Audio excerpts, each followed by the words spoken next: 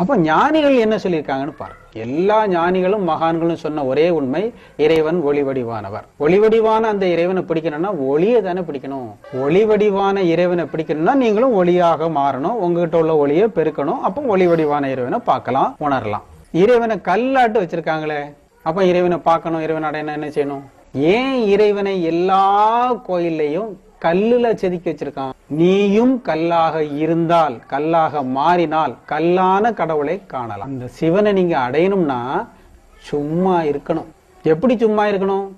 கண்ணில் மணியில் ஒளியை நினைந்து உணர்ந்து சும்மா இருந்தா போதும். ஆடாதீர், அசையாதீர், வேறொன்றை நாடாதீர்.